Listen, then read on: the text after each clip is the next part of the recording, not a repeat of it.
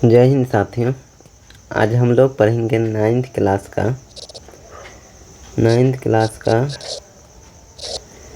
Physics.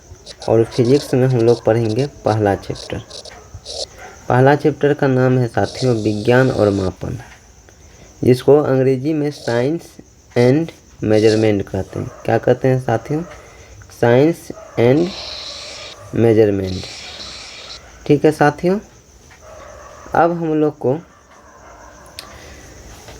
सुनना है साथियों कि नाइन्थ में हम लोग सबसे पहले इंट्रो, अगर मेरी वीडियो से जुड़े रहेंगे तो आपको नाइन्थ या 10th या 11th या 12th में साइंस के कितने प्रकार के होते हैं, फिजिक्स के पिता कौन है, केमिस्ट्री के पिता कौन है, ये इंट्रो क्लास आपको मिल जाएंगे और वहाँ से आप लोग देख सकते हैं। ठीक है साथियों, अभी थोड़ा सा हम लोग जानेंगे कि फिजिक्स में विज्ञान किसे कहते हैं। इनका विस्तृत जानकारी हम लोग इंट्रोडक्शन क्लास में दे देते हैं। ये मेरा पहला चैप्टर है जिसमें हम लोग को पहले पढ़ना है विज्ञान अर्थात साइंस। हम लोग विज्ञान किसे कहते हैं साथियों? विज्ञान में सावधानी होनी चाहिए। क्या होनी चाहिए? और सावधानी पूर्वक और क्रमबद्ध तरीके अर्थात सीरियली वाइज हम किए गए प्रयोगों और परीक्षणों द्वारा प्राप्त ज्ञान को ही विज्ञान कहते हैं। इसका कहना है साथियों,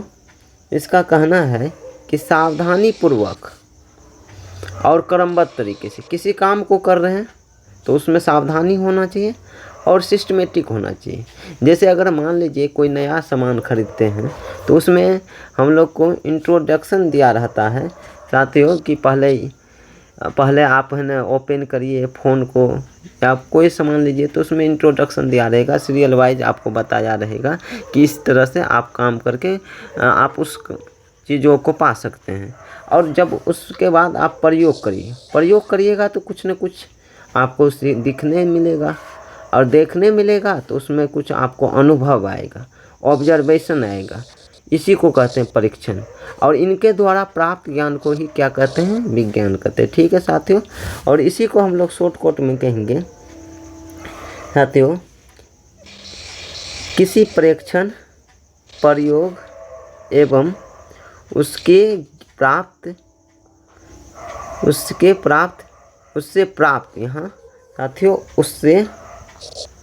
प्राप्त निष्कर्ष का सावधानी पूर्वक एवं क्रमबद्ध ज्ञान को विज्ञान कहते हैं। क्या कहते हैं साथियों?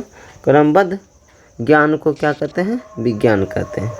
अब हमने 2 परिभाषा दे दी हैं साथियों, आप उनको याद कर लीजिएगा। आगे बढ़ते हैं साथियों, आगे हम लोग बढ़ रहे हैं तो वहाँ पर क्या पढ़ रहे हैं? विज्ञान। ये जो साइंस शब्द है ये लेटिन भाषा है और लेटिन वर्ब के साइंसिया से लिया गया है। लेटिन वर्ड के साइंसिया से लिया गया है, जिसका अर्थ होता है टू नो। साइंस मतलब क्या होता है? जानना, अर्थात आप जानने की इच्छा रखिए। टू नो, किसी भी चीज़ के बारे में आप जान रहे हैं, यानी जानने की कोशिश कर रहे हैं, वह चीज़ें क्या कहलाएगा? आपको विज्ञान कहलाता है। वह क्या कहलाता है? विज्ञान कहलाता है। ठीक है साथियों, आगे हम लोग बढ़ेंगे। अगर आपको हम लोग भावी सम्राट भी कह दें तो इसमें कोई आपत्ति नहीं होना है, क्योंकि आप कल के भविष्य हैं और अपनी भविष्य बनाने के लिए हमारे इस चैनल से जुड़े रहेंगे। ठीक है साथियों, अब हम लोग एक पॉइंट जानना चाहेंगे कि विज्ञान किसी भी क्षेत्र में तरक्की की दर्जा रखता है। अगर आप ये बात जानना हो कि विज्ञान क्या है, तो किसी भी क्षेत्र में ये तरक्की का दर्जा रखता है। किसकी दर्जा रखता है? तरक्की। अगर तरक्की होना है तो विज्ञान का साथ रखना है। आप 11th में भी जाएंगे और 12th में भी जाएंगे तो साइंस वाला का मेंटल पावर और आर्ट्स वाला के मेंटल पावर में कुछ ना कुछ अंतर देखने को मिलेगा। ठीक है साथियों, अब हम लोग अगला जो टॉपिक आता है वह है वैज्ञानिक विधि। क्या है साथियों? वह है आपका वैज्ञानिक विधि। क्या है साथियों, वैज्ञानिक विधि किसे कहते हैं? किसी भी वैज्ञानिक के काम करने के तरीके को वैज्ञानिक विधि कहते हैं। क्या कहते हैं साथियों? वैज्ञानिक विधि कहते हैं। क्या कहते हैं साथियों? वैज्ञानिक विधि। अगर वैज्ञानिक जो काम करेगा, उनका काम करने का तरीका और लेबर का काम करने का तरीका, मजदूर का, अनपढ़ का जो काम करने का तरीका है, उसमें कुछ ना कुछ अंतर होगा। अगर वैज्ञानिक करेगा तो उनका काम करने की तरीका को ही हम लोग वैज्ञानिक विधि कहेंगे।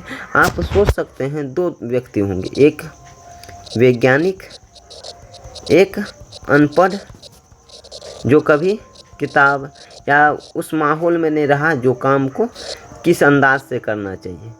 तो वैज्ञानिक का काम करने का तरीका कुछ अलग होगा और अनपढ़ के काम करने का तरीका अलग होगा। और मेरे मानना है जो उस काम को करने में एक्सपीरियंस व्यक्ति है वह सबसे बेहतरीन काम करेगा, क्योंकि उस काम में वह उनका एक्सपीरियंस मायने रखता है। ठीक है साथियों, तो वैज्ञानिक विधि किसे कहते हैं? किसी वैज्ञानिक को काम करने की तरीके को वैज्ञानिक विधि कहते हैं। ठीक है, अब हम लोग वैज्ञानिक विधि के मुख्य 5 अंग होते हैं। कितना अंग होते हैं? मुख्य 5 अंग। पहला जो है वह है घटनाओं का सावधानी पूर्वक किया गया परीक्षण अर्थात ऑब्जर्वेशन। कोई घटना घटा है तो उनको सावधानी पूर्वक ऑब्जर्व करना है। क्या करना है? ऑब्जर्व करना है। क्या करना है? ऑब्जर्व। अब दूसरा जो कारण है साथियों वह है आपको संभावित कारणों का अनुमान लगाना। संभावित कारणों का अनुमान लगाना। अब जो कौन कौन घटना, अगर कोई काम किए, जैसे मान लीजिए भूकंप आया और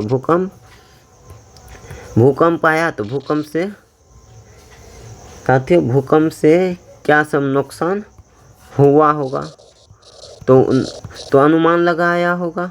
और उसका कारण क्या, भूकंप क्यों आया, कौन सा प्लेट अंदर में टकराया होगा जिसके वजह से भूकंप आया है, वह हम लोग संभावित कारण का अनुमान लगाएंगे। एक दूसरा रीजन। तीसरा रीजन है साथियों है परीक्षण और प्रयोग द्वारा उन कारणों का जांच करेंगे। परीक्षण और प्रयोगों के उन कारणों का जांच करेंगे। दूसरा, जांच के आधार पर हम लोग कैलकुलेशन निकालेंगे अर्थात निष्कर्ष निकालेंगे। क्या निकालेंगे? यानी फाइनल पॉइंट पर आएंगे। कहाँ आएंगे साथियों? हम लोग ये फाइनल पॉइंट पर आएंगे कि कुछ न कुछ निष्कर्ष होना चाहिए कि हाँ ये बातें हो सकती हैं। तीसरा, पहला, दूसरा, तीसरा, चौथा पॉइंट तो हमने देख लिए। और यहाँ पर साथियों अब 5वां पॉइंट देख रहे हैं, आवश्यकताओं के अनुसार विचार और सोच में तर्क वितर्क करना अपरिहार्य कि हाँ ये हो सकता है, नहीं हो सकता है, तो तर्क वितर्क भी करना ज़रूरी है। ठीक है साथियों, ये हमारे इनको आप लोग इस सभी पॉइंटों को आप लोग याद करने का प्रयास करिए कि वैज्ञानिक विधि के कितना अंग है? मुख्य 5 अंग हैं। ठीक है साथियों, अब इंट्रोडक्शन क्लास में हम लोग विज्ञान का कुछ अलग तरीक़ा से व्याख्या करते हैं, लेकिन यहाँ पर हम लोग विज्ञान को नॉर्मली 2 नज़रिया से देखते हैं, एक जीवित वस्तु, एक निर्जीव वस्तु। एक जीवित वस्तु का अध्ययन जीव विज्ञान और निर्जीव वस्तु का अध्ययन निर्जीव विज्ञान। अगर इसको अंग्रेजी में बात करते हैं तो लिविंग या नॉन फिजिकल साइंस। और साथियों, और निर्जीव विज्ञान को हम लोग क्या कहते हैं? नॉन लिविंग या फिजिकल साइंस। लिविंग मतलब जीवित और नॉन लिविंग में साथियों यहाँ सुनने वाली बात है, यहाँ नॉन लिविंग मतलब निर्जीव और यहाँ लिविंग मतलब जीवित सजीव। और फिर नॉन फिजिकल मतलब अभौतिक, भौतिक नहीं, जिसे छू नहीं सकते। और यहाँ पर फिजिकल मतलब भौतिक। अब देखिए लिविंग साइंस का दूसरा रूप से उसको हम कह सकते हैं बायोलॉजी। क्या कह सकते हैं साथियों? बायोलॉजी। अगर विज्ञान का पिता है तो उसको हम कहते हैं एरिस्टोटल, ARISTOTLE, एरिस्टोटल अर्थात अरस्तु। विज्ञान के पिता कौन है? अरस्तु। और इसी का जो दूसरा पार्ट है ये बायोलॉजी, बायोलॉजी का भी पिता कौन है? अरस्तु है। ठीक है साथियों। और बायोलॉजी दो तरह के हैं, एक होता है साथियों वनस्पति विज्ञान जिसमें वनस्पति का अध्ययन करते हैं, और एक होता है जंतु विज्ञान जिसमें जंतु का अध्ययन करते हैं। और हम लोग आते हैं अब निर्जीव विज्ञान में, नॉन लिविंग अर्थात फिजिकल साइंस। इसको दो पार्ट में बांटते हैं साथियों, एक है फिजिक्स, एक है केमिस्ट्री। तो पहले केमिस्ट्री जान लेते हैं। केमिस्ट्री में हम लोग परमाणुओं के बारे में अध्ययन करते हैं, मॉलिक्यूल्स के बारे में अध्ययन करते हैं। पदार्थ, कोई भी पदार्थ है साथियों, तो पदार्थ है तो उनके पदार्थ के बनावट एवं संरचना का अध्ययन करते हैं। ये कहीं हम सुने हैं कि इलेक्ट्रॉन के नाचने के विज्ञान को भी रसायन शास्त्र कहते हैं। और इनके पिता है Antoine Laurent Lavoisier. Antoine Laurent Lavoisier shortcut में बोल देते हैं, इसका क्या कहेंगे? केमिस्ट्री के पिता कौन है? लेवोजियर। और केमिस्ट्री के क्षेत्र में पहला नोबेल प्राइज वांट होप को मिला था, वांट होप को। ठीक है साथियों। अब हम आते हैं फिजिक्स। फिजिक्स हम लोग का मेन चैप्टर है, तो हम लोग फिजिक्स के बारे में जानेंगे। ये सब का विस्तृत जानकारी हम लोग का विज्ञान है, विज्ञान किसे कहते हैं, विज्ञान के कितने प्रकार हैं, इन सभी जानकारी हम लोग इंट्रो क्लास में देखते हैं। इंट्रोडक्शन क्लास अर्थात विज्ञान के परिचय वाला क्लास में इनकी पूरी विस्तृत जानकारी है, जिनको हम लोग प्ले लिस्ट में दे देंगे, वहाँ से देख लीजिएगा। ठीक है साथियों। अब हम पढ़ते हैं फिजिक्स। फिजिक्स में साथियों क्या है? भौतिकी। भौतिकी किसे कहते हैं? तो प्राकृतिक घटनाओं के कारण एवं परिणाम की क्रमबद्ध ज्ञान को भौतिकी कहते हैं। कारण एवं परिणाम के ज्ञान को क्या कहते हैं? क्रमबद्ध ज्ञान को भौतिकी कहते हैं। जैसे प्रकृति में, जैसे मान लीजिए बादल गरज रहा है, तो इनका जो अध्ययन करेंगे, बादल क्यों गरज रहा है, और गरज रहा है तो बिजली जो चमकती है उसमें अब रोशनी पहले आ जाता है, आवाज़ बाद में आता है। इन सभी घटनाओं का अध्ययन और इनके कारण और इनका रिजल्ट को हम जब सिस्टमेटिक अध्ययन करते हैं तो उन्हें हम लोग भौतिकी कहते हैं। ठीक है साथियों। अब भौतिकी जो है लैटिन शब्द के फ्यूसिस शब्द से लिया गया है। लैटिन भाषा है, जैसे हिंदी है, संस्कृत है, वो इसी तरह से एक लैटिन भाषा होते हैं और उनका लैटिन का डिक्शनरी होगा, वहाँ पर भी शब्द भंडार होंगे। तो शब्द भंडार कौन है? फ्यूसिस। और फ्यूसिस फिजिक्स जो शब्द है वह लैटिन भाषा या लैटिन शब्द के फ्यूसिस से लिया गया है, जिसका होता है मतलब प्रकृति का ज्ञान। और इसको नॉलेज ऑफ नेचर इंग्लिश में कह सकते हैं साथी, नॉलेज ऑफ नेचर। अच्छा, अगर हम लोग एक लाइन में बोलें कि फिजिक्स है क्या, बउआ ये लोग सुनो कि यहाँ पर सुनने वाली बात है। एक होता है फिजिकल, फिजिकल मतलब होता है भौतिक, और हमारा जो है एक होता है फिजिक्स, फिजिक्स अर्थात भौतिकी। ये एक आपको विज्ञान का है ना पाठ है, और विज्ञान का एक बुक है जिसका नाम है भौतिकी, जिसमें हम लोग किसके बारे में ज़्यादातर जानकारी लेते हैं? द्रव्यमान और ऊर्जा का, द्रव्यमान और ऊर्जा का। ऐसे भी हम बोल सकते हैं ना, the branch of science in which we study about energy. अगर जिसमें एनर्जी का अध्ययन करते हैं है ना, मैटर का है ना, मास का अध्ययन करते हैं, तो उसको हम लोग क्या कहते हैं? है ना, भौतिकी कहते हैं। और इन दोनों का संबंध सबसे ज़्यादा किस में है? भौतिकी में। किसका? द्रव्यमान और ऊर्जा का। आइए साथियों, अब हम लोग एक चीज़ देखते हैं जिसका नाम है प्रौद्योगिकी अर्थात टेक्नोलॉजी। क्या साथियों? टेक्नोलॉजी। अब टेक्नोलॉजी किसे कहते हैं? प्रौद्योगिकी किसे कहते हैं? तो विज्ञान के अनुप्रयोग को एप्लीकेशन को प्रौद्योगिकी कहते हैं। जैसे आप लोग बचपन में जोड़ सीखेंगे कि 5, 6, 11 होता है, तो इस तरह का जोड़ सीखेंगे 500 600 500 और 200 700 होता है। तो इसको आप लोग कब कहाँ अब प्रयोग में लाते हैं, दैनिक जीवन में लाते हैं कि किसी को हम 500 रुपया दिए हैं और उसको फिर है ना दूसरे व्यक्ति को 200 रुपया दिए हैं, टोटल हमने कितना दिए हैं 700 रुपया। अगर हम किसी को है ना गए 5 रुपया का हम लोग बिस्कुट लिए और 6 रुपया का चाय पत्ती लिए, इस तरह से हमारा कितना खर्चा हो गया, तो 6 5 11। ये आपका प्रयोग हो गया, ये जोड़ने की प्रवृत्ति आपका अनुप्रयोग कहलाएगा। उसी तरह से हम कह सकते हैं साथियों, उसी तरह से कि इस जो विज्ञान का कहीं न कहीं आपका प्रयोग होगा। जैसे हम लोग एक और बात बताते हैं, जैसे पंखा जो चल रहा है, तो पंखा चल रहा है ये विज्ञान पर ही चल रहा है। आपका जो अभी देखते हैं अधिकतर काम मोटर से हो रहा है। मोटर हमारे इस नई दुनिया में क्रांति लाई है। जैसे वॉशिंग मशीन है ना, मिक्सचर मशीन, इस सब में मोटर का बहुत सारा योगदान है। और मोटर किस पर चलता है, तो फ्लेमिंग के बाएं हाथ के नियम के अनुसार, फ्लेमिंग के बाएं हाथ। और ये इसका नियम हम लोग आगे पढ़ेंगे। अभी इतना ही जानेंगे कि विज्ञान के अनुप्रयोग को हम लोग क्या कहते हैं, प्रौद्योगिकी कहते हैं। जैसे फ्रिज, मोबाइल, इंटरनेट, पंखा, क्या साथियों, क्या क्या, fridge, mobile, internet, LED, LCD, etc, समझे, एक्सेट्रा इत्यादि।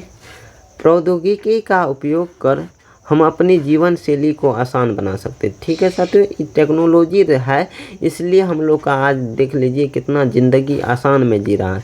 पानी के लिए हम लोग मोटर का प्रयोग कर लेते हैं, है ना, ठंडा करने के लिए फ्रिज का प्रयोग कर लेते हैं, है ना, अभी है ना पूरा दुनिया से जुड़ने के लिए मोबाइल का उपयोग में कर रहे हैं। कि हमारा जीवन शैली क्या हो गया है, आसान हो गया। किसके लिए, किसके बिना नहीं, किसके बिना नहीं, प्रौद्योगिकी के कारण ही, टेक्नोलॉजी के, प्रौद्योगिकी को अंग्रेजी में टेक्नोलॉजी कहेंगे साथियों।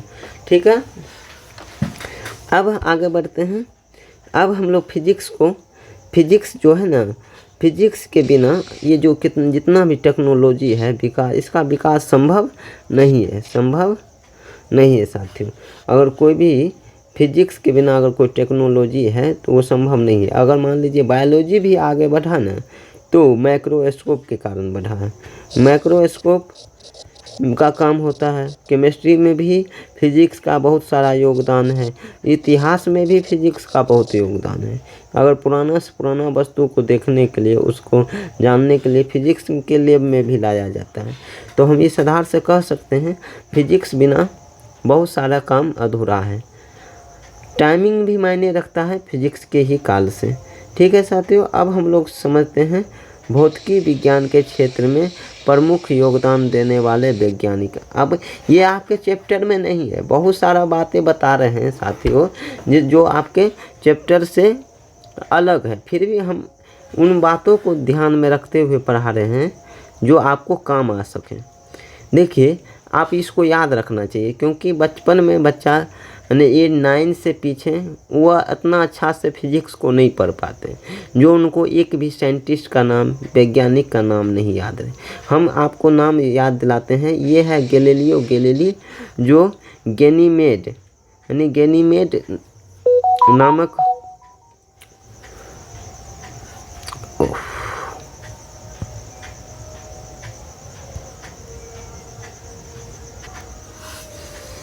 क्षमा चाहेंगे साथियों, वहाँ पर कुछ एप्लीकेशन आ जाते हैं। साथियों, अब हम लोग गैलीलियो गैलीली के बारे में पढ़ रहे थे। गैलीलियो गैलीली होता है क्या, ये आपको गैनीमेड नामक उपग्रह को खोजा था, और किसके सहायता से, ये टेलीस्कोप। तो गैलीलियो गैलीली किसको बनाने में काम आया, तो टेलीस्कोप को बनाया। टेलीस्कोप क्या होता है, जो हम यहाँ से दूर की वस्तु को देखते हैं। किसकी वस्तु को देखते हैं, जैसे यहाँ से चंद्रमा को देखने का काम आता है। क्या आता है, चंद्रमा को देखने के लिए पृथ्वी से हम चंद्रमा को देखते हैं, तो वहाँ पर देखते हैं, तो जिस यंत्र का सहायता लेते हैं वह क्या कहलाता है, टेलीस्कोप। टेलीस्कोप मतलब दूर की वस्तु को देखने का काम करता है साथियों। ठीक है, अब आता है सर आइजैक न्यूटन। इसको कौन नहीं जानता है, इसे जो नहीं जानता वह बुझिए फिजिक्स ना के बराबर है। और इसने किस थ्योरी को अंजाम दिया? ग्रेविटेशनल थ्योरी, मतलब गुरुत्वाकर्षण सिद्धांत को प्रतिपादन किसने किया? Sir Isaac Newton. Albert Einstein को भी जानना अति आवश्यक है। ये एक ऐसा फार्मूला का आविष्कार किया, आज इन फार्मूला की वजह से कि दुनिया तबाह है, एक दूसरे से परेशान है, क्योंकि यह एक परमाणु एनर्जी को E=mc² का सूत्र का खोज किया, और जिसके वजह से अमेरिका क्या बना दिया? परमाणु बम बना दिया, और जिसका प्रयोग हिरोशिमा और नागासाकी, कौन शहर है? जापान का शहर है, उस पर गिराया। और इसी का थ्योरी, इसी सिद्धांत से बहुत सारे साइंटिस्ट और सारा परमाणु बम बना लिया, जो कभी एक अच्छाई का संकेत नहीं है, कहीं ना कहीं नुकसानदेह ही है। चलिए साथियों, चौथा अब साइंटिस्ट है आर्किमिडीज। आर्किमिडीज किस नाम से जाना जाता है? ये उत्प्लावन की खोज, उत्प्लावन बल का खोज के लिए जाना जाता है। अच्छा, उत्प्लावन बल होता है क्या? तो आप देखते होंगे द्रव में, पानी में कोई भी वस्तु होती है, डूबती है, तो उनको क्या करता है? उस वस्तु को नीचा से ऊपर की ओर एक बल लगाता है। जिस बल नीचा से ऊपर की ओर जो बल लगाता है, वही बल को उत्प्लावन बल कहते हैं। और इसका एहसास किसने किया? ये आपको आर्किमिडीज ने किया। ठीक है साथियों, अब हम चौथा साइंटिस्ट का नाम जान रहे, जेम्स जूल, जो ये भी एक फिजिक्स के क्षेत्र में योगदान दिए। उष्मा का SI मात्रक जूल होता है, हीट का। और आंद्रे मेरी एम्पियर, जो विद्युत धारा का SI मात्रक है, विद्युत का क्षेत्र में काम करने वाला है, और विद्युत को प्रतिरोध करने वाले, विद्युत के विरोध में जो गुण काम करता है उसको कहते हैं प्रतिरोध। और प्रतिरोध का खोज करने में जॉर्ज साइमन ओम का नाम जाना जाता है। माइकल फैराडे का भी नाम जाना जाता है। इसी तरह से रिचर्ड फेमैन और नील बोर। इस तरह से हमने 10 साइंटिस्ट को लिख दिए हैं। आपसे पूछा जाएगा फिजिक्स के क्षेत्र में 2-3 साइंटिस्ट का नाम बताइए, तो आप ऑफकोर्स जब जान पढ़े होंगे तो निश्चित उनका जवाब देंगे। कि कोई भी बोल सकते हैं, एम्पियर, ओम, फैराडे, आर्किमिडीज। अच्छा, एक बात बहुत फेमस हुआ है, जो किसके नाम से जाना जाता है? ये बातें हैं अल्बर्ट आइंस्टीन की। उसने बोला, अल्बर्ट आइंस्टीन ने विज्ञान के बारे में बोला और धर्म के बारे में बोला। क्या बोला? विज्ञान धर्म के बिना लंगड़ा है और धर्म विज्ञान के बिना अंधा है। ये बात किसने बोला? Albert Einstein. बहुत बड़ी मायने है। अगर विज्ञान धर्म के बिना लंगड़ा है और धर्म विज्ञान के बिना अंधा है, सही बात है साथियों। आज देखते होंगे विमान भी क्या कहते हैं? वायुयान, जो हमारे रामायण से ही प्रचलित है, वो जिसको जो रावण उड़न खटोला लेकर आते हैं, और उड़न खटोला के ही सिद्धांत पर वायुयान का निर्माण किया गया। इसी तरह से बहुत सारे घटनाएं हैं जो धर्म से जोड़ा जाता है, और धर्म को भी विज्ञान से जोड़ा जाता है। अब आइए हमारे 9th के चैप्टर में जो, अच्छा साथियों, आप बचपन में कुछ पढ़ते होंगे। पहले क्या पढ़ते होंगे? अगर हिंदी सीखना हो तो ओ, आ, हर्षई, दुर्गई पढ़ते हैं। अगर अंग्रेजी में पढ़ रहे हैं तो ABCD, ये पहला अक्षर अल्फ़ाबेट है। उसी तरह से अगर फिजिक्स पढ़ रहे हैं तो फिजिक्स में भी आपको उन वस्तुओं के बारे में पढ़ना होगा जो स्टार्टिंग पॉइंट है। तो वह स्टार्टिंग पॉइंट क्या है? राशि, भौतिक राशि, भौतिक राशि, जिसको इंग्लिश में फिजिकल क्वांटिटी कहते हैं। क्या कहते हैं? Physical quantity. जो ग्रामीण क्षेत्र से जो स्टूडेंट होते हैं उनका अंग्रेजी कुछ ना कुछ कमज़ोर होता है साथियों, वह ज़्यादातर ध्यान देना है। तो उसको अंग्रेजी वाला सब अक्षर को 2 बार 3 बार पढ़िएगा। जैसे हम एक बार रिपीट कर देते हैं, PHYSICL, physical, QUANTITY, quantity, physical quantity अर्थात भौतिक राशि। फिजिकल क्वांटिटी, भौतिक राशि।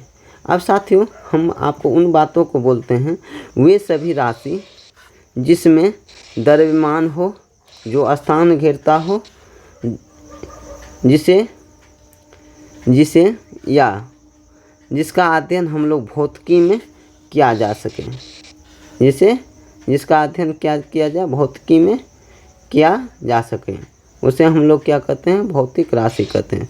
साथियों, हम यहाँ ये भी बोल सकते हैं, वे सभी वस्तुएं जिसमें द्रव्यमान हो, जो स्थान घेरता हो, जिसे मापा जा सके, जिसका अध्ययन भौतिकी में किया जा सके, उसे हम लोग भौतिक राशि कहते हैं। Anything having mass actually space can be measure, या मेजर मतलब माप, यहाँ क्या होगा, मेजर मीन्स माप, और study under physics is called physical quantity. अच्छा, भौतिक राशि का हम 2 सेकंड परिभाषा भी जानेंगे। वे सभी वस्तुएं जिसका अध्ययन हम लोग भौतिकी में किया जाता है, उसे हम लोग भौतिक राशि कहते हैं। ये बात हम यहाँ भी बोल दिए थे साथियों, जिसका अध्ययन भौतिकी में किया जा सके, अर्थात फिजिक्स में अध्ययन करेंगे। जिस पॉइंट को, जिस टॉपिक को हम लोग अध्ययन करेंगे भौतिकी में यानी फिजिक्स में, उसको हम लोग क्या कहेंगे, भौतिक राशि कहेंगे। Anything that study under physical is called physical science, physical quantities. अच्छा, तीसरा भी परिभाषा है। हम भौतिक राशि का 1 नहीं 2 नहीं 3 परिभाषा दे रहे हैं। जिन पदों में हम भौतिकी अर्थात फिजिक्स के नियम को व्यक्त करते हैं, उसे भौतिक राशि कहते हैं। जैसे हम मेन पॉइंट बता रहे हैं साथियों। ये लंबाई है, इसको हम फिजिक्स में पढ़ेंगे। समय, अधिकतर समय का काम होता है। जैसे मोटरसाइकिल चला रहे हैं तो हमको अपने नियत स्थान से, घर से कहीं ना कहीं जाना है या पढ़ने के लिए जाना है, तो वो घर से चले और स्कूल पहुँचे तो उनके बीच में कुछ ना कुछ समय लगा होगा, और मेरा समय होगा तो उसके बीच में कुछ ना कुछ हमारा समय और स्कूल पहुँचने में हमारा स्पीड क्या होगा, ये स्पीड भी हमारा क्या कहलाएगा, भौतिक राशि कहलाएगा। कार्य, जिसको अंग्रेजी में वर्क कहते हैं साथियों। बल, हम किसी वस्तु को आगे खींचते हैं, जैसे साइकिल ही चला रहे हैं तो साइकिल चला रहे हैं तो उसमें बल का प्रयोग करते हैं। अच्छा, ऊर्जा क्या होता है साथियों, हमारे एनर्जी का काम। बहुत एनर्जी बिना तो सोच लीजिए आज ब्रह्मांड अधूरा है, देश का विकास रुक जाता है। अगर जिस देश में एनर्जी की कमी है, उस देश का बुझो क्या विकास रुका हुआ है, तो एनर्जी ज़रूरी है। अभी मान लीजिए सऊदी अरब, यूएई, कतर, वहाँ पर एनर्जी का बहुत बड़ा भंडार है। क्यों? क्योंकि वहाँ पर फ्यूल है, जिसको अगर ओपेक देश अभी विकसित इसीलिए हो गया क्योंकि वहाँ पर फ्यूल है, अर्थात तेल है, और इसीलिए ओपेक देश मतलब ऑयल प्रोड्यूसिंग देश है ना, जो तेल उत्पादन करता है। और ये लोग का तेल खेल ख़त्म हो जाएगा, ऐसा ही है ओपेक देश। और अभी इसलिए विकसित हो रहा है क्योंकि वहाँ पर एनर्जी है, एनर्जी के कारण आज वह लोग विकसित हो रहा है। आगे हम लोग देखते हैं आयतन क्या है। जैसे मान लीजिए आपके कोई बोतल है, बोतल में कितना तेल अटेगा, है ना। ये उसके बाद आप लोग को हम बता रहे हैं कि कोई भी वस्तु में कितनी परिमाण में, कितनी मात्रा में कोई पदार्थ रह सकता है, वही क्या कहलाता है, आयतन। और क्षेत्रफल, अगर कोई सतह का नाप निकालना है, जैसे अभी आप देखते होंगे फ़ोन पर इस वीडियो को, तो फ़ोन पर जो वीडियो देखते हैं तो आपका स्क्रीन का जो माप होगा, स्क्रीन के सतह का जो माप होगा, वह क्या कहलाएगा, क्षेत्रफल कहलाएगा। लंबाई चौड़ाई नहीं, उसके सतह का माप। आगे साथियों, हम लोग भौतिक राशि को 2 भागों में बांटते हैं। कितना भागों में? 2 भागों में। जैसे हम लोग ABCD को 2 भागों में बांटते हैं, एक वोवेल, एक कॉन्सोनेंट। हिंदी में हिंदी वर्णमाला को 2 भागों में बांटते हैं, एक स्वर वर्ण, एक व्यंजन वर्ण। स्वर, एक व्यंजन, इसी को इंग्लिश में वोवेल कॉन्सोनेंट। तो उसी तरह से स्वर क्या कहलाता है, जो स्वयं उच्चारित होता है, जो खुद किसी के सहारे नहीं उच्चारित होता, वह खुद के सहारे उच्चारित होता है, जो दूसरे पर निर्भर नहीं होता है उच्चारण में, तो वह स्वर कहलाता है। और व्यंजन क्या होता है, जो स्वर के सहारे, जैसे को में ओ का मात्रा हुआ, वही आधार यहाँ पर भी समझिएगा साथियों। यहाँ पर क्या है साथियों, यहाँ पर हम बता रहे हैं मूल या आधारी राशि, जिसको हम मूल को अंग्रेजी में फंडामेंटल, आधारी को बेसिक, दोनों एक ही होता है क्वांटिटी, फंडामेंटल या बेसिक क्वांटिटी। और दूसरा जो है साथियों वह है व्युत्पन्न राशियों, जिसका अंग्रेजी में डिराइव्ड क्वांटिटी कहते हैं। तो आपको याद रखना है भौतिक राशि मुख्य रूप से दो भागों में बांटा गया, एक मूल या आधारी राशि या व्युत्पन्न राशि। आपको हम बता रहे हैं साथियों, ये जो आप पढ़ रहे थे अभी भौतिक राशि, ये भौतिक राशि में जितना भी पद है, यानी लंबाई, द्रव्यमान, समय, कार्य, ऊर्जा, बल, यानी विद्युत धारा, उसके बाद प्रतिरोध, तो ये सभी बातें हमारा क्या है भौतिक राशि, इनको दो भागों में बांटें। इन सभी को क्या भागों में बांटें, दो भाग में, एक मूल राशि, एक व्युत्पन्न राशि। तो मूल राशि में हम लोग क्या आता है, वैसे भौतिक राशि जो अन्य सभी राशियों से स्वतंत्र होता है, जो दूसरे से पर निर्भर नहीं होता। हम बताते हैं जैसे physical quantity which are dependent to any other quantity is called fundamental quantity. हमको यहाँ बोला physical quantity which are dependent, यहाँ डिपेंडेंट मतलब क्या होता है, नॉट डिपेंडेंट, क्या होना चाहिए यहाँ साथियों, किसी पर निर्भर नहीं रहता, not dependent to any other quantity, यह किसी अन्य राशि पर डिपेंड नहीं होता है, जो अन्य राशि से क्या होता है स्वतंत्र होता है, दूसरे पर निर्भर नहीं होता है। एनी अदर क्वांटिटी, अन्य राशियों पर निर्भर नहीं होता है, उसे क्या कहते हैं फंडामेंटल या यानी बेसिक क्वांटिटी। अच्छा, यह स्वतंत्र राशियां हैं, ये कौन सा राशियां हैं, स्वतंत्र राशियां हैं। जैसे एग्जांपल में समय, लंबाई, द्रव्यमान। समय किसी के सहारे रुका नहीं रहता, लंबाई जो है वो हो ही रहेगा, उसको आप आगे पीछे नहीं कर सकते हैं। द्रव्यमान जो पहले से फिक्स है वह वस्तु में द्रव्यमान उतना ही दिखेगा। साथियों, मूल राशि की संख्या, या इसका कोई पूछेगा आधारी राशि, तो आधारी राशि बहुत इम्पोर्टेंट है, इनकी संख्या कितना है 7। देखिए साथियों, आधारी राशि हिंदी वाले लंबाई बोलते हैं, द्रव्यमान बोलते हैं, समय बोलते हैं, ताप बोलते हैं, विद्युत धारा बोलते हैं, ज्योति तीव्रता बोलते हैं और पदार्थ की मात्रा बोलते हैं। तो आधारी राशि की संख्या कितनी है 7, और 7 से ज़्यादा नहीं है।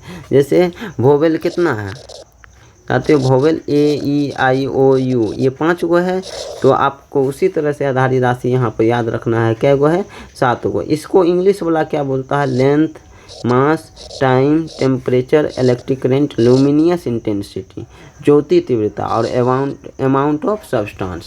साथियों आगे की बात हो, और फिजिक्स वाला क्या बोलता है, लंबाई को L, लंबाई को L। साथियों लंबाई को क्या बोलता है L, और द्रव्यमान को क्या बोलता है M, और समय को क्या T, और टेम्परेचर को K या थीटा, K या थीटा। जैसे आप 0 लिख दीजिए और इसको एक लाइन खींच दीजिए, इसको कहते हैं थीटा, ये ग्रीक अक्षर है।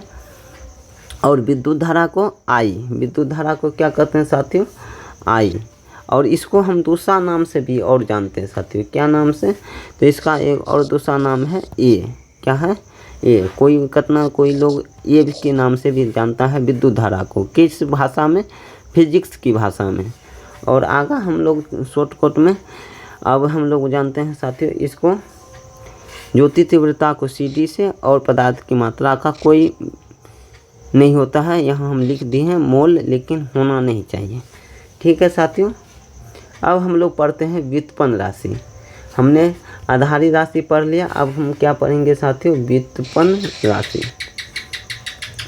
क्या पढ़ेंगे, व्युत्पन्न राशि। तो साथियों वैसी राशि जो मूल राशि से उत्पन्न राशि को व्युत्पन्न राशि कहते हैं। ये ऐसा समझ लीजिए ना, वही 7 गो के सहारे ये अन्य राशि बनता है, और कोई भी 7 राशि जो बन रहा है वह किसके सहारे से बन रहा है, यही आधारी राशि, यही 7 से हमारा जो ये व्युत्पन्न राशि का निर्माण होता है। जैसे दूरी, हम बताएंगे कैसे होता है दूरी, दूरी में भी लंबाई ही होगा, क्या होगा साथियों, दूरी में और कुछ नहीं होगा, ये लंबाई होगा। लंबाई को ही क्या कहते हैं, दूरी। आप यहाँ से कहीं कहीं गए थे, इसमें को नापिएगा तो लंबाई है ना कहलाएगा साथियों। तो आपको हम बता रहे दूरी और क्षेत्रफल, आयतन, बल, कार्य, ऊर्जा, इसमें आपको क्या है, सब किसी न किसी रूप से आधारी राशि का सहारा लिया गया है और हम इसके सहारे अनंत राशि का निर्माण कर सकते हैं। और इसीलिए व्युत्पन्न राशि की संख्या कितना होगी, अनंत होगी। व्युत्पन्न राशि की संख्या अनंत होगी। अब किसी भी भौतिक राशि को कम से कम 2 भाग होते हैं। ठीक है साथियों, जैसे आपको हम ये बात जानना है तो आपको हम ये बात ज़रूर बताएंगे कि भौतिक राशि की कम से कम 2 भाग हैं। जैसे आप लोग दुकान जाते होंगे तो आप कुछ खरीदने हो तो उसमें संख्या का जिक्र जरूर करते होंगे कि कितना लेना है। जैसे आप चावल लेना है तो चावल क्या बोलते हैं, 4, और उसके बाद आपको मात्रक बोलना होता है। और केजी में लेना है तो बोलते होंगे 4 केजी, क्या बोलते हैं साथियों, तब वहाँ पर आप क्या बोलते हैं, 4 केजी। तो 4 केजी बोलते हैं तो वहाँ पर आपका 2 शब्द आया, एक संख्या एक मात्रक, एक संख्या एक मात्रक। तो आपको हम बता दें साथियों कि भौतिक राशि के कम से कम कितना भाग होंगे, 2 भाग होंगे। कितना भाग होंगे साथियों, 2 भाग। पहला एक नंबर और दूसरा मात्रक।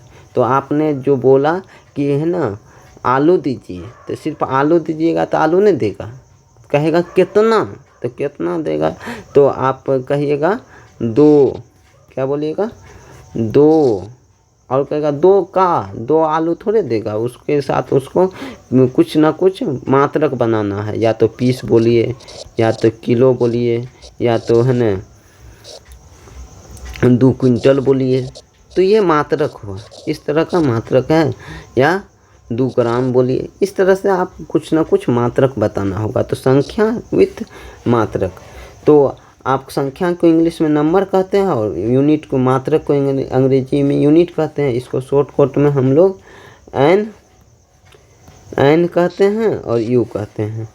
तो नंबर और यूनिट का गुणनफल कॉन्सोनेंट होता है। और साथियों अगर हम किसी, जैसे हमको बता दें साथियों, यहाँ पर नंबर 2 केजी, तो यहाँ 2 संख्या है और केजी है, तो इसका मतलब 1000।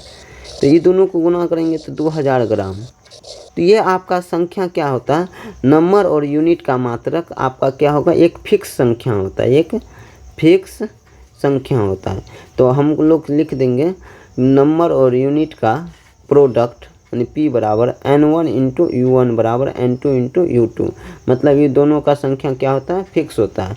तो यहाँ पर ये दोनों क्या होगा, कॉन्सोनेंट हो जाएगा। और ये N1 U1 एक, दोनों में से कोई एक ले लीजिए। और यहाँ N और U, यहाँ जो कॉन्सोनेंट होगा इसका C।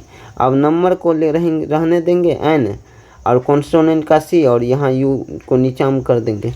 और C मतलब कॉन्सोनेंट का मतलब एक, कोई ना कोई संख्या। अब यहाँ कहने का मतलब है साथियों, नंबर बड़ा होने पर यूनिट छोटा होता है, नंबर बड़ा होने पर यूनिट छोटा होता है, और यूनिट बड़ा होने पर नंबर छोटा होता है। आपको ये बातें बहुत, क्योंकि 9th में है तो ये बातें आपको थोड़ा सा समझ नहीं आता होगा।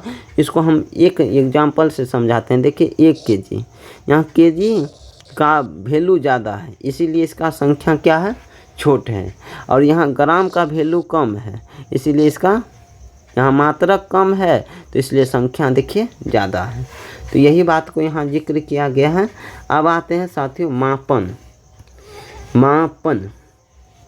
मापन किसको कहते हैं साथियों, तो हम बता रहे हैं मापन किसको कहते हैं, किसी अज्ञात वस्तु को, किस वस्तु को, किसी अज्ञात वस्तु को या अज्ञात परिमाण को, जो आपको नहीं जानते हैं, जिसको आपको नापना है नहीं जानते हैं, उसको किसी मानक परिमाण से, स्टैंडर्ड परिमाण से तुलना कर देते हैं। यही क्या कहलाता है, मापन कहलाता है। जैसे आप आटा पिसाने जाते हैं, आटा तो पिसता नहीं है, तो आप क्या पिसाने जाते हैं, गेहूँ पिसाने जाते हैं।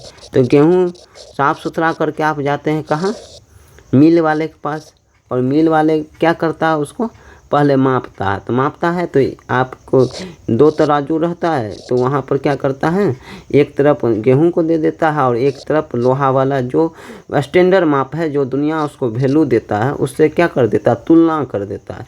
तो अज्ञात वस्तु को किसी अज्ञात परिमाण को या अज्ञात वस्तु को किसी मानक परिमाण अर्थात स्टैंडर्ड परिमाण से तुलना करना ही क्या कहलाता है, मापन कहलाता है। जो तुलना कर दे ये क्या कहलाएगा, मापन कहलाएगा। अब साथियों, मापन सभी विज्ञानों के तरक्की के बुनियाद की दर्जा रखती है। अगर नींव जो रखता है ना, तो बिना मापन का हमारा नींव नहीं रखा जा सकता साथियों। तो बिना नींव साथियों, हाँ समझिएगा, आपका नींव रखने का काम कौन करेगा, विज्ञान मापन ही करेगा। मापन बिना आज विज्ञान हम कह सकते हैं अधूरा होगा। अब केमिस्ट्री में भी अगर माप करके कोई चीज़ नहीं बनाएंगे तो कम बेस हो जाएगा। अगर घर में ही हमारा कोई बर्तन है और बर्तन में चावल बनाने की क्षमता 1 केजी है, उसमें हम 2 केजी चावल बना देंगे तो मेरा चावल ख़राब हो जाएगा। तो उसको माप करके ही बनाना ज़रूरी है। तो इसलिए हम कह सकते हैं मापन बिना हर काम अधूरा हो सकता है। मापन का हमारी ज़िंदगी में बहुत बड़ा महत्व है। हमारा मापन बहुत, अगर हमें आगे भी बढ़ना है ना, तो उसको लिए रूटीन बनाना आवश्यक है। रूटीन क्या है, तो रूटीन एक तरह से मापन है कि कितना समय में हमें क्या करना चाहिए, नहीं करना चाहिए, कब हमको सोना चाहिए, कब हमें पढ़ना चाहिए, कब हमको मैथ क्या क्लास करना है, क्लास करने के बाद हमको फार्मूला याद करना, इस तरह की बातें आपको रूटीन भी ज़रूरी है। ठीक है साथियों, अब हम लोग पढ़ते हैं, हम सभी यहाँ इस बात को व्याख्या करें, हम सभी अच्छी तरह से जानते हैं कि मापन हमारे ज़िंदगी में कितना महत्वपूर्ण है, तथा हम कह सकते हैं कि बिना मापन विज्ञान और विज्ञान की शाखा का विकास संभव नहीं है। हम तो यहाँ यह भी कह सकते हैं हमारे ज़िंदगी का विकास भी संभव नहीं है। जैसे एक मोटर कार को पार करने के लिए कितना ज़मीन चाहिए, भूमि क्षेत्रफल की ज़रूरत है। दूध तेल आदि खरीदने के लिए हमारे कितना आयतन वाली बर्तन होना चाहिए, 1 केजी वाला बर्तन अलग होना चाहिए। साथियों, चांद और ज़मीन के बीच की दूरी कितनी है, ये सभी जानकारी के लिए हम लोग को जानकारी कितनी है, मतलब चांद और ज़मीन के बीच की दूरी कितनी है, इनका भी जानकारी मापन के बिना संभव नहीं है। चलिए अब आते हैं साथियों, आपने जो पढ़े थे भौतिक राशि, क्या पढ़े थे साथियों, भौतिक राशि, लंबाई, समय, द्रव्यमान, जिसको हम फिजिक्स के अंदर अध्ययन करते हैं उसे भौतिक राशि कहते हैं। भौतिक राशि का कुछ न कुछ मापना होगा, उस मापना को मात्रक कहते हैं। तो भौतिक राशि को मापने के लिए जिन मापक की आवश्यकता होती है उसे मात्रक कहते हैं। उसे क्या कहते हैं साथियों, मात्रक कहते हैं। क्या कहते हैं उसे, क्या कहते हैं, मात्रक कहते हैं। उसे क्या कहते हैं, मात्रक। क्या कहते हैं साथियों, मात्रक। किसी भौतिक राशि को मापने के लिए मापक की आवश्यकता होती है, जिसे हम लोग मात्रक कहते हैं। वह मापना ही मात्रक कहलाता है। To measure any physical quantity, to measure any physical quantity we needs standard that use standard is know as unit. साथियों, मात्रक मुख्य रूप से 2 प्रकार के होते हैं। जैसे भौतिक राशि 2 प्रकार के होते हैं, मूल राशि या आधारी राशि, या और है ना व्युत्पन्न राशि। उसी तरह से यहाँ मूल मात्रक या आधारी मात्रक। मूल मात्रक को फंडामेंटल यूनिट, इसी का दूसरा नाम है आधारी मात्रक, जिसको कह सकते हैं आधारी को बेस, मात्रक को यूनिट, बेस यूनिट। अब साथियों हम कह सकते हैं यहाँ आधारी को इंग्लिश में बेस और मात्रक को यूनिट, ये आपको लिखना है। तो ये सभी एक ही है, मूल मात्रक या आधारी मात्रक, फंडामेंटल यूनिट या बेस यूनिट। अच्छा साथियों, आपको हम व्युत्पन्न मात्रक की कहानी बताते हैं। व्युत्पन्न मात्रक क्या है, ये साथियों व्युत्पन्न मात्रक, डेराइव्ड यूनिट। क्या है, डेराइव्ड यूनिट। तो आप हम दोनों का परिभाषा जानते हैं साथियों। अब हमको यहाँ जानना है कि आधारी या मूल मात्रक, आधारी या मूल मात्रक, ऐसे मात्रक जो अन्य सभी मात्रकों से स्वतंत्र होता है।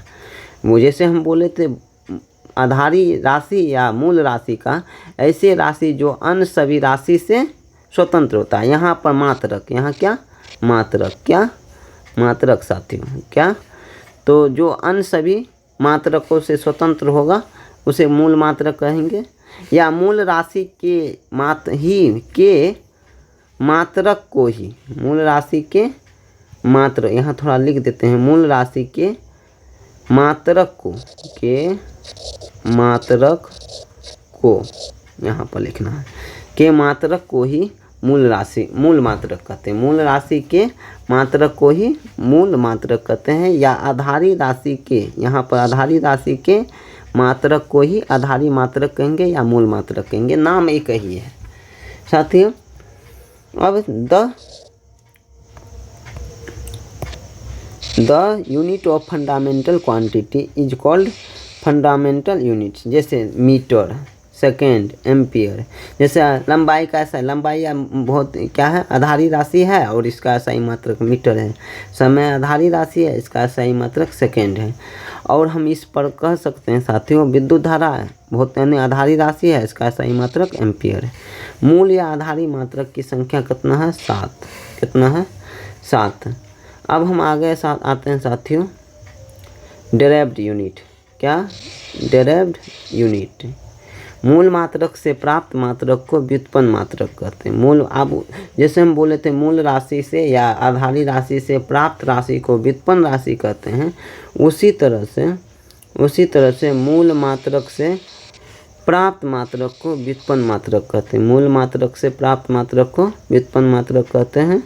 अब unit which are derived, fundamental unit is called derived unit which are derived, fundamental unit is called derived unit, मतलब व्युत्पन्न मात्रक से व्युत्पन्न मात्रक को क्या कहते हैं, हम लोग कहते हैं derived unit कहते हैं साथियों। क्या कहते हैं, derived unit। या हम लोग कह सकते हैं व्युत्पन्न राशि से प्राप्त मात्रक को व्युत्पन्न मात्रक कहते हैं। जैसे आधारी राशि के मात्रक को आधारी मात्रक, व्युत्पन्न राशि के मात्रक को व्युत्पन्न मात्रक। और व्युत्पन्न राशि की संख्या अनंत है तो यहाँ व्युत्पन्न मात्रक की संख्या भी अनंत होंगे साथियों। क्या होंगे, अनंत होंगे। अब आइए साथियों ये मात्रक का सिस्टम, क्या मात्रक का सिस्टम, समय समय के अनुकूल सबका नपना अलग अलग होगा, सब समय का नपना कुछ न कुछ अलग होगा। जैसे हम बताते हैं साथियों, यहाँ पर कुछ लिखेंगे कि समान प्रकार के मात्रकों के समुच्चय को मात्रकों की पद्धति कहते हैं। जैसे हम एक चीज़ लेते हैं लंबाई, लंबाई को ब्रिटिश वाला फुट में मापा। ब्रिटिश लोग आया था, आप लोग जानते होंगे, अंग्रेज लोग फुट से नापा, और फ्रांस के लोग हैं ने उसको सेंटीमीटर से नापा। और है न जियोर्जी साहब आया तो एक साइंटिस्ट था जियोर्जी साहब, उसने कहा हम लंबाई को मीटर से नापेंगे।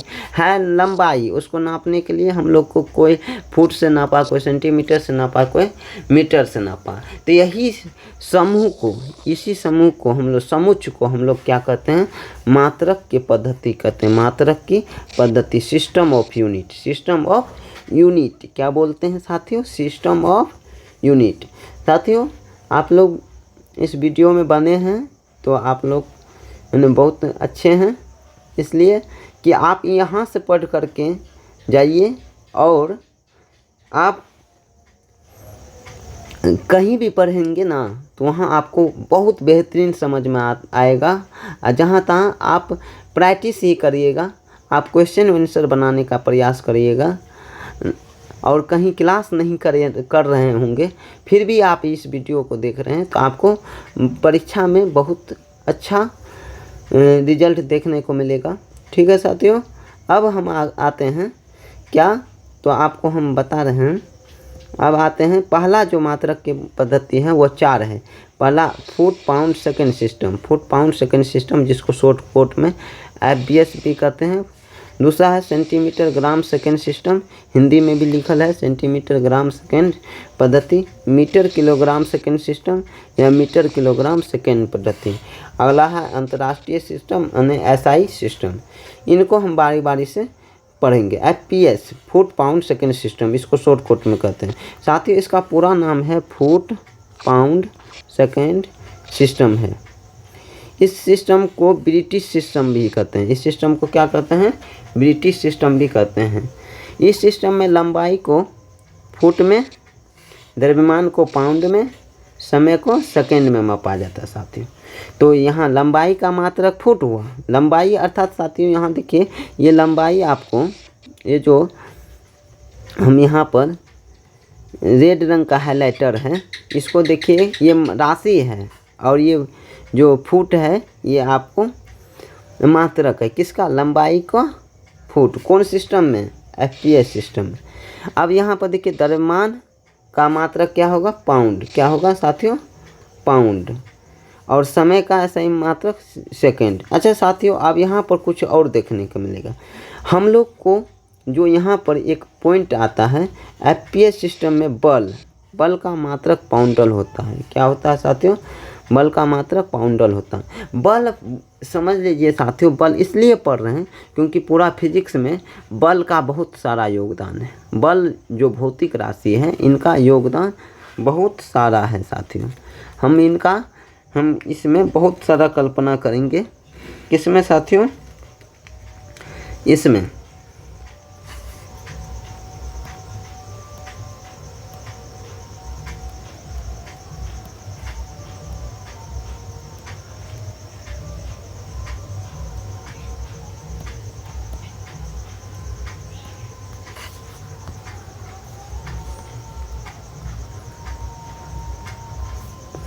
ठीक है साथियों, थोड़ा सा रुक गए थे। तो अब हम लोग FPS सिस्टम में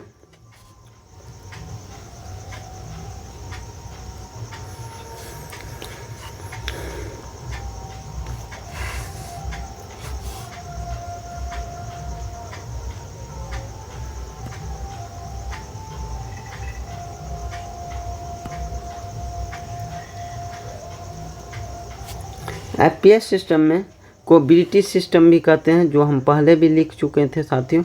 FPS सिस्टम को हम लोग क्या कहते हैं? ब्रिटिश सिस्टम भी कहते हैं। ठीक है साथियों, अब हम लोग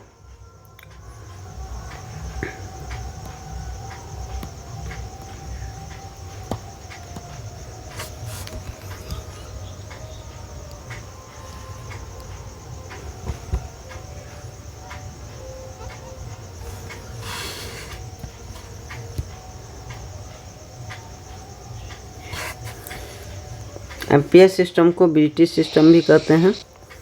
अच्छा, अब देखिए साथियों, फुट को FT से सूचित करते हैं। किससे सूचित करते हैं? फुट को FT से और पाउंड को LB से। अच्छा, कहीं कहीं साथियों पाउंड को PD से भी सूचित करता है, PD लिख देगा।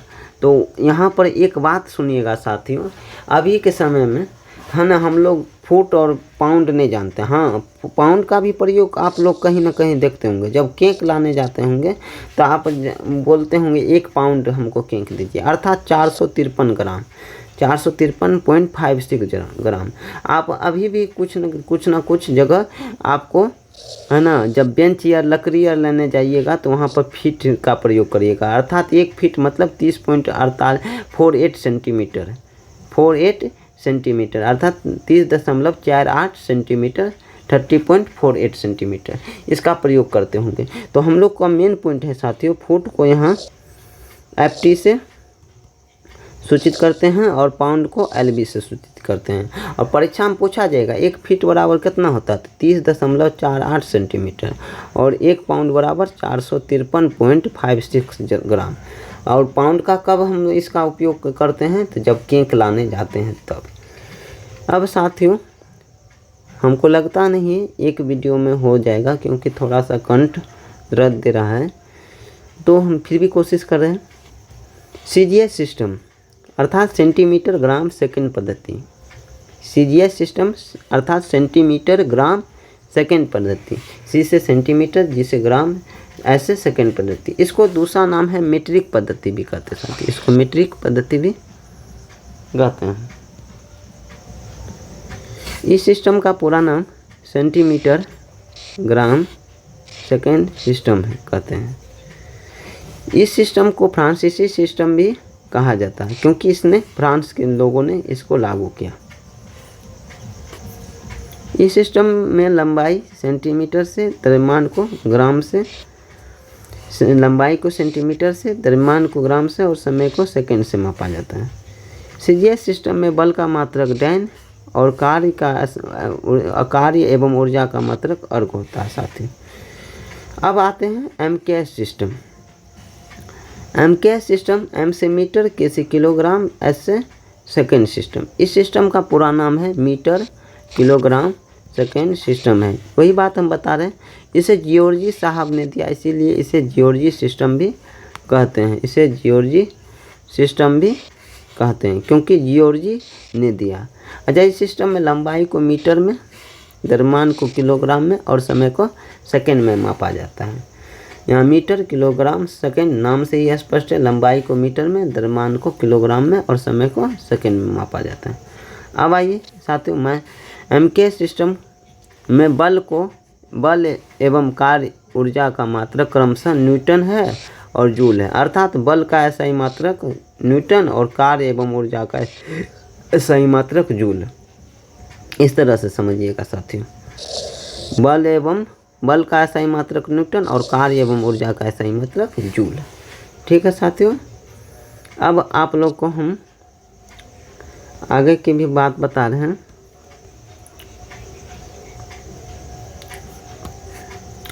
ठीक है साथियों, अब हम लोग SI सिस्टम के बारे में बोलते हैं। देखिए, ये SI सिस्टम है क्या? ये एक तरह से कह लीजिए एक संगठन है जहाँ पूरे विश्व के लोगों ने मिल करके, यानी सभी को नापने में, कोई बोलता था हम फुट में नापेंगे, कोई नापता था बोलता था हम मीटर में नापेंगे, कोई बोलता था हम है ना सेंटीमीटर में नापेंगे। इसमें है ना बिजनेस करने वाले व्यापारी लोग को बहुत सारा समस्याओं को फेज करना पड़ता था। इसीलिए हमारे साइंटिस्ट ने क्या किया, एक संगठन बनाया और उस संगठन में सबको एक ही सिस्टम में माप तोल करने के लिए बताया गया, जिसको SI सिस्टम कहते हैं।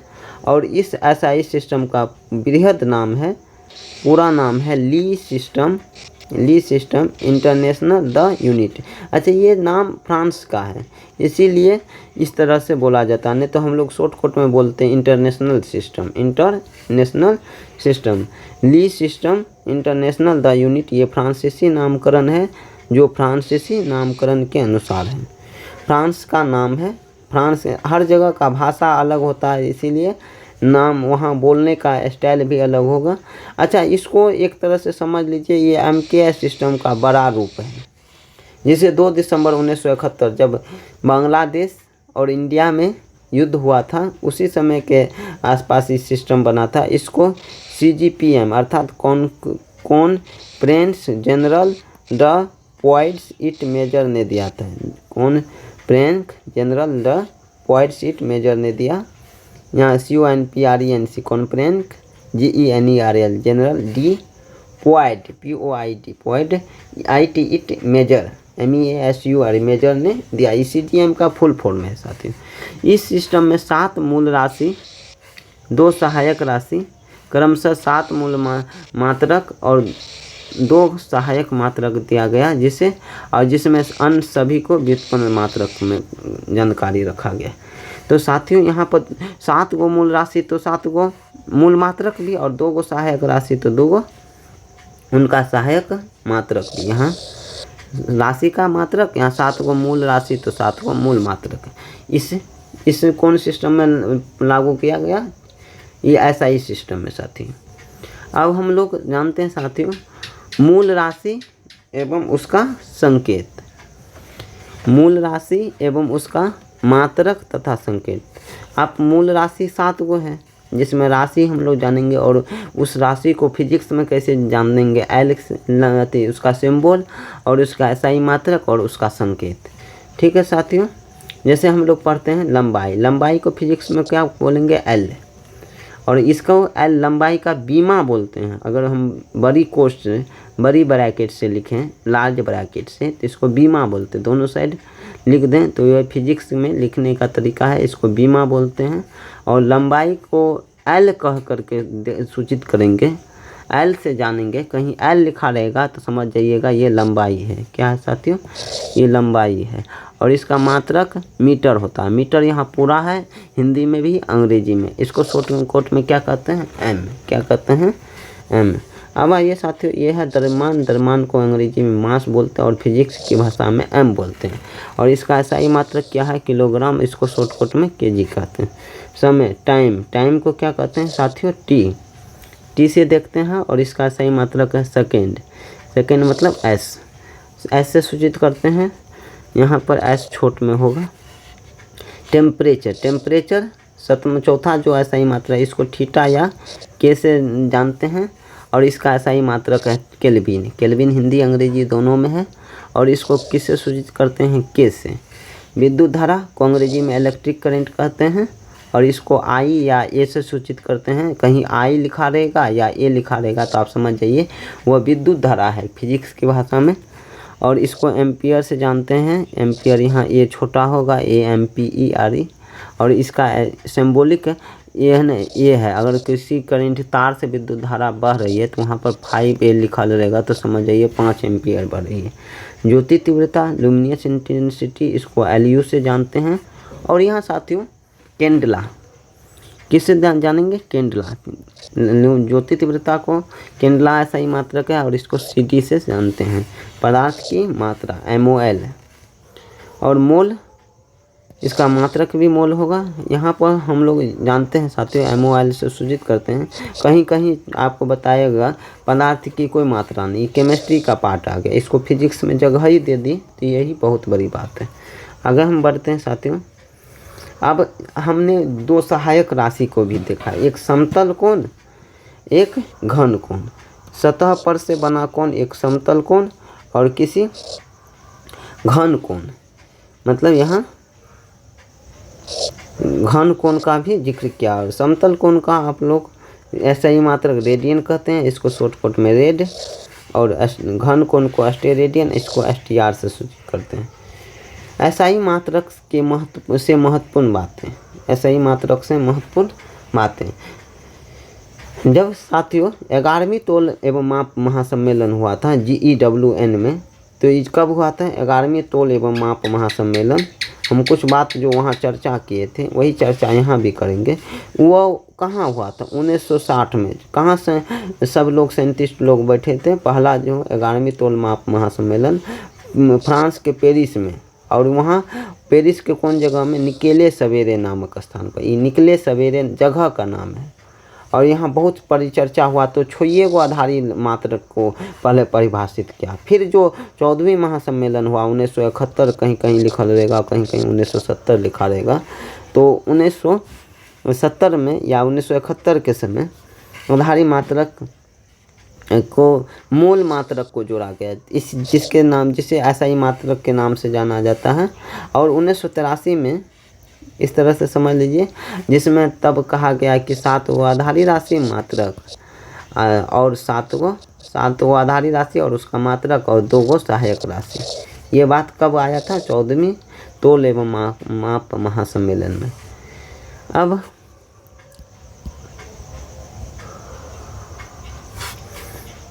1983 में आया ना, तो वह मीटर को पुनः परिभाषित किया कि प्रकाश द्वारा 1 सेकंड में इतना 1/29, 97, 92, 458 इतना भाग में इकाई, दाई, सैकड़ा, हजार, 10,000, लाख, 10 लाख, करोड़, 10 करोड़, मतलब 29,97,92,458 भाग में तय की गई दूरी को 1 मीटर होता है। मतलब 1 को इतना भाग से भागा कर देंगे तो 1 मीटर होगा।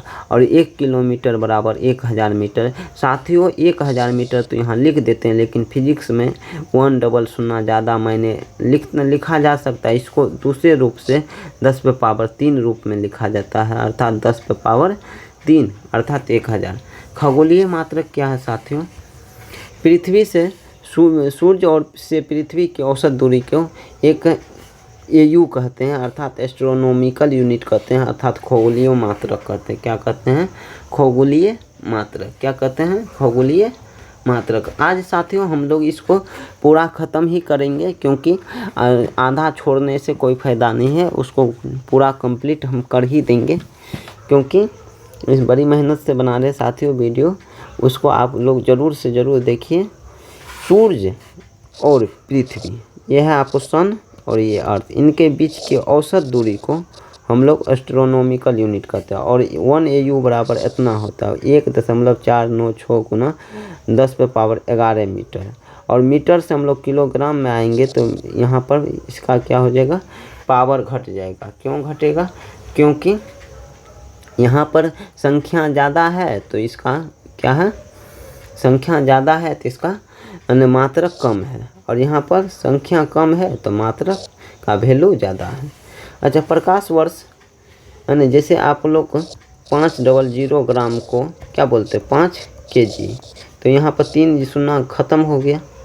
इसी तरह से यहाँ पर भी 11 है तो 11 में मीटर से किलोमीटर बनेगा, तो 11 में से 3 घट गया तो 8 हो जाएगा। अच्छा, प्रकाश वर्ष लाइट ईयर, एक साल में प्रकाश द्वारा तय की गई दूरी को प्रकाश वर्ष कहते हैं, अर्थात समझिए साथियों, एक प्रकाश वर्ष speed of light into time, मतलब प्रकाश गुना समय, स्पीड ऑफ लाइट और गुना समय।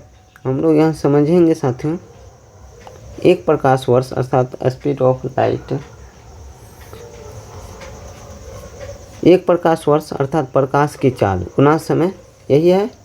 अब यहाँ देखिए प्रकाश की चाल कितना होता है? 3 × 10⁸, और एक साल में तय की समय, एक साल का, तो एक साल में 365 दिन, और एक दिन में आपको हो जाएगा 1 घंटा में 60 मिनट, और यहाँ पर 1 घंटा में 60 मिनट, और आपको याद रहना चाहिए साथियों, और 1 घंटा में 60 मिनट, और एक वहाँ पर साथियों, यहाँ पर एक बात और है, यहाँ पर आपको बता दें कि यहाँ समय भी 1 घंटा में 60 मिनट और 1 मिनट में 60 सेकंड, तो 60 × 60, और यहाँ कितना दिन? 365 दिन। कितना दिन? 365 दिन। और यहाँ पर 24 से गुना भी करना है। क्यों? क्योंकि साथियों एक दिन में कितना घंटा होता है? 24 घंटा होता है। तो ये 1 घंटा में आपको हो गया 3600 सेकेंड, 60 × 60, लेकिन 24 घंटा में तो 24 से गुना करना पड़ेगा। इसको हल करिएगा तो साथियों 9.46 × 10⁻12 किलोमीटर आता है। पारसेक किसे कहते हैं इसको याद रखिए दीजिएगा। इसका विस्तृत जानकारी इसको सिद्ध करने के लिए आप फिर से कमेंट करिएगा तो हम उसको बताने का प्रयास करेंगे।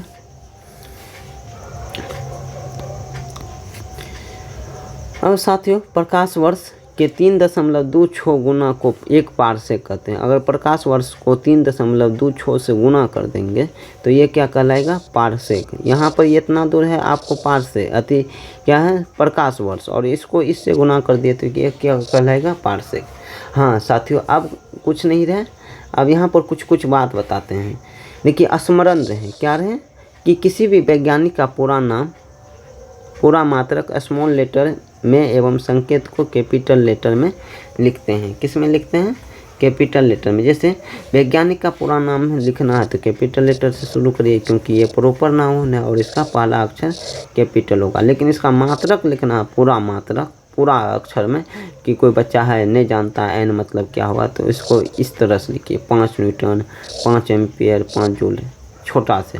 अगर संकेत में लिखना है तो एन कैपिटल दीजिए। ठीक है साथियों, अगर यहाँ पर हम बोले थे जब वैज्ञानिक का नाम नहीं है तो नाम नहीं रहेगा तो मात्रक मीटर में और संकेत भी मीटर एम। किलोग्राम किसी वैज्ञानिक का हमको नहीं लगता है किसी का नाम होगा, इसीलिए यहाँ पर देखते हैं कि यहाँ बड़ा है तो इसका कुछ अलग सिस्टम है, सेकेंड का स्मॉल। अच्छा, मात्रक को बहुवचन में नहीं लिखा जाता, 5 ग्राम्स नहीं होगा, 5 ग्राम ही होगा। ठीक है साथियों, मात्रक ग्राम का संकेता अक्षर जी होता है, ना कि जीएम होता है, ये भी याद रखना साथियों। मात्रक ग्राम का संकेत अक्षर क्या होता है? जी, ना कि ग्राम को GM। GM मतलब क्या हो जाएगा? Gram metre. और द्रव्यमान के लिए केजी होता है, और केजी मतलब किलोग्राम, ये तो आपको पता ही होना चाहिए। ताप का मात्रक केल्विन होता है, लेकिन केल्विन से पहले डिग्री नहीं होता, ये डिग्री होगा तो ये गलत हो जाएगा।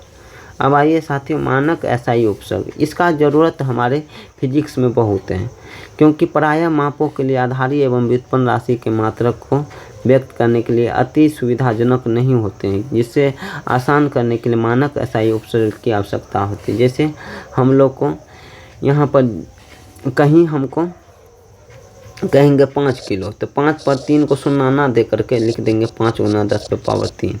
तो यहाँ पर किलो को दिखाने के लिए 10 पे पावर 3 है, ये हमारे लिए बहुत ज़रूरी है और परीक्षा में भी के दृष्टि से बहुत इम्पोर्टेंट है।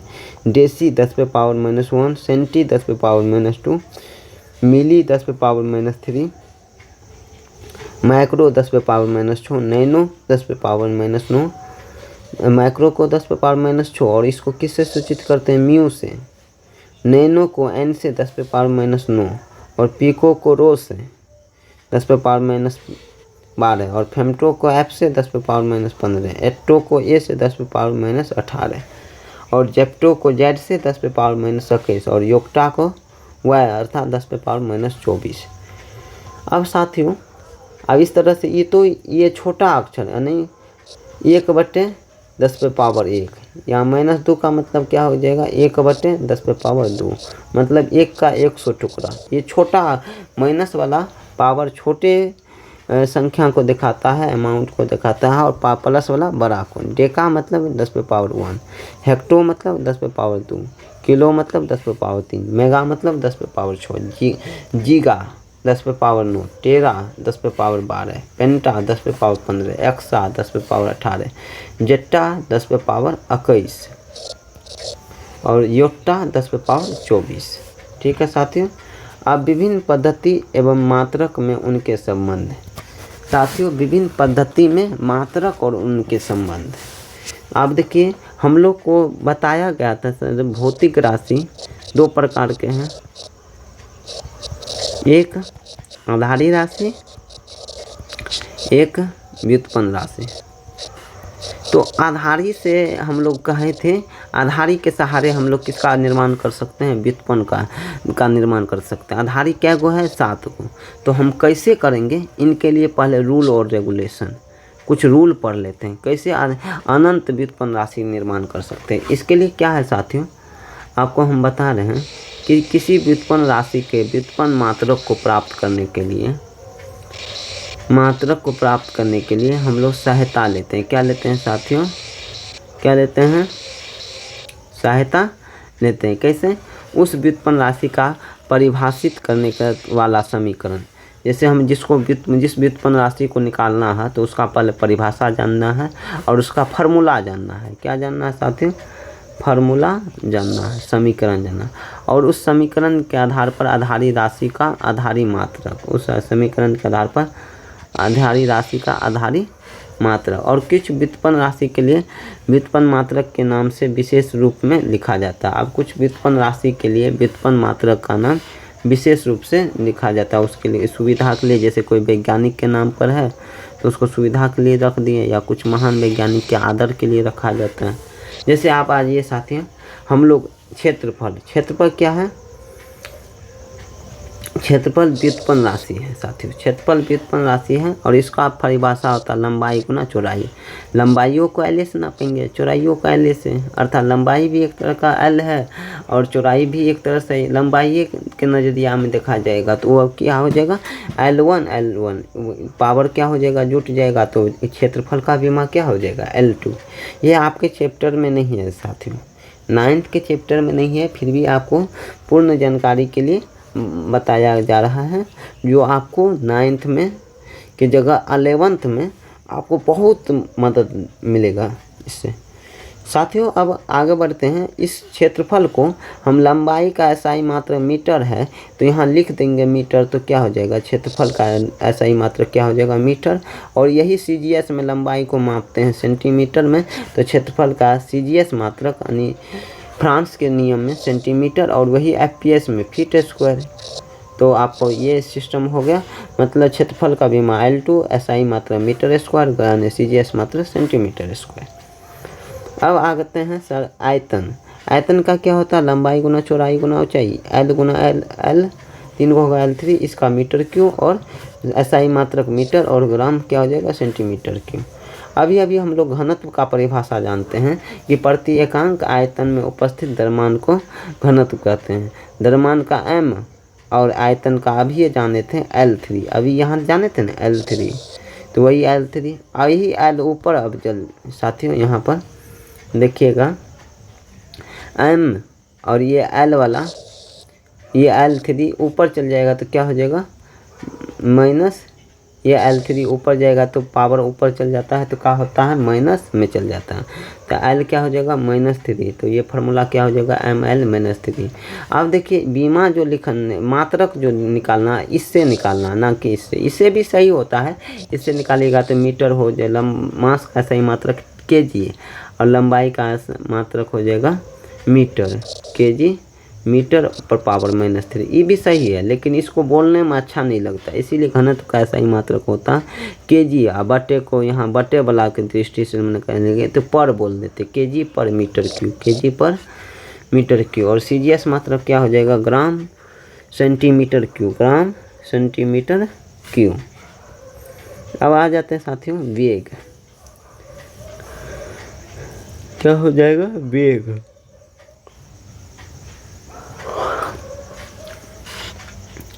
वेलोसिटी। तो वेलोसिटी का फार्मूला होता है कि इकाई समय में तय की गई विस्थापन को हम लोग क्या कहते हैं? वेग कहते हैं। तो L/T,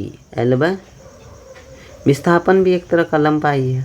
साथियों आज बहुत नींद लग रहा है, इसीलिए हम लोग इतने दूर रहने देते हैं, नहीं ख़त्म हो गया। यहाँ पर दिखा देते हैं आपको कुछ कितना बचा है। बल का, कार्य का, बीमा निकालने, उसके बाद शक्ति का, उसके बाद दाब का, इस तरह वायुमंडलीय दाब, इस तरह से। उसके बाद हमारा ताप और ऊष्मा का मात्रा का भी ज़्यादा ही है।